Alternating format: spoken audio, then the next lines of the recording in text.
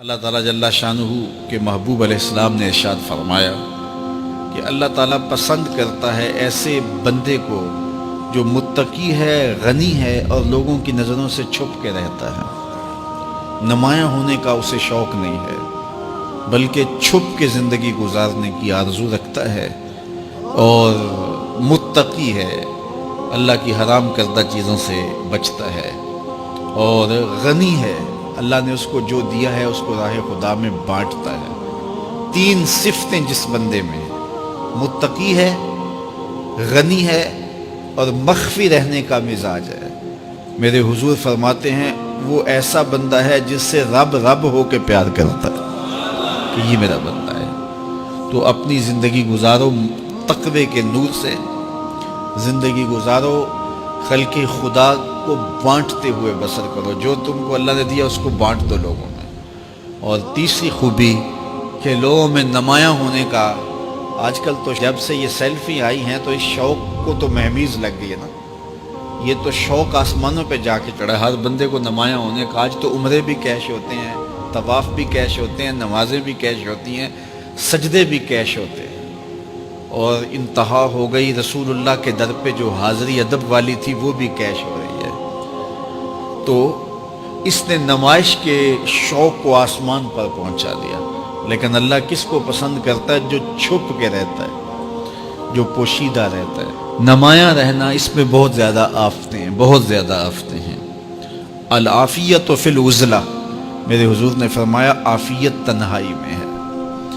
تو لوگوں سے چھپ کر کے جتنی زندگی گزرے، بالخصوص جو آپ کے اعمال ہیں وہ جو ہے وہ لوگوں سے چھپ کر کیے جائیں سوائے فرائض کے۔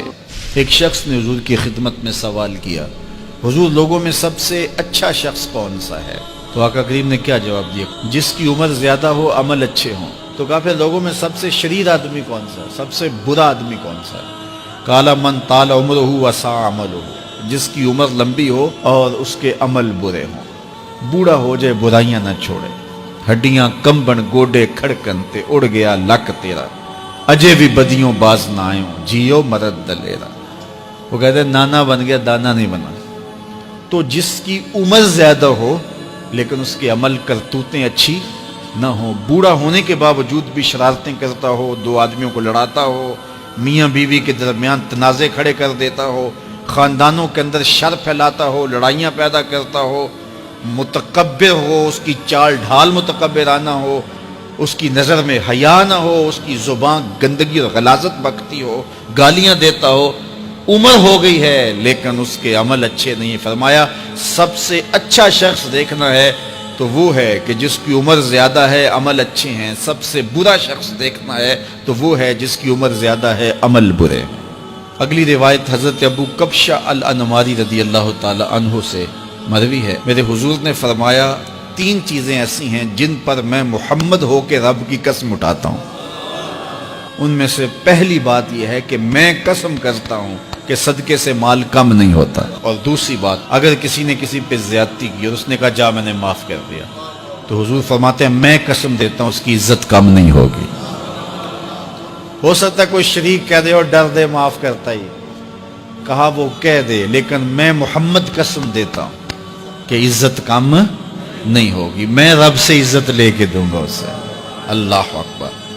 تیسری بات، جب کوئی شخص سوال کا دروازہ کھول دیتا ہے، مانگنے لگ جاتا ہے، تو میرے حضور فرماتے ہیں میں قسم اٹھا کے کہتا ہوں اللہ اس پر محتاجی کا دروازہ کھول دیتا ہے۔ جو مانگنے لگ جاتا ہے پھر مانگتا ہی رہتا ہے۔ ہم نے دیکھا کچھ لوگ بچپن سے مانگتے ہیں، بڑھاپے تک مانگتے رہتے ہیں، ان کی کبھی ضرورت پوری نہیں ہوئی۔ یہ قرض مانگنے کی عادت جس کو پڑ جائے تو وہ بھی ساری زندگی قرض ہی مانگتا رہتا ہے، ہر وقت مقروض۔ تو جس کو مانگنے کی عادت پڑ جائے تو میرے حضور فرماتے ہیں میں قسم اٹھا کے کہتا ہوں محتاجی کا دروازہ بند نہیں ہوتا، محتاجی اس کی جو ہے وہ مستقل اس کے اوپر مسلط کر دی جاتی ہے، وہ مانگتا ہی رہتا ہے۔ تو آئیے اس مختصر زندگی کو اللہ کے نام لگائیں، اس کے ذکر سے وابستہ کریں۔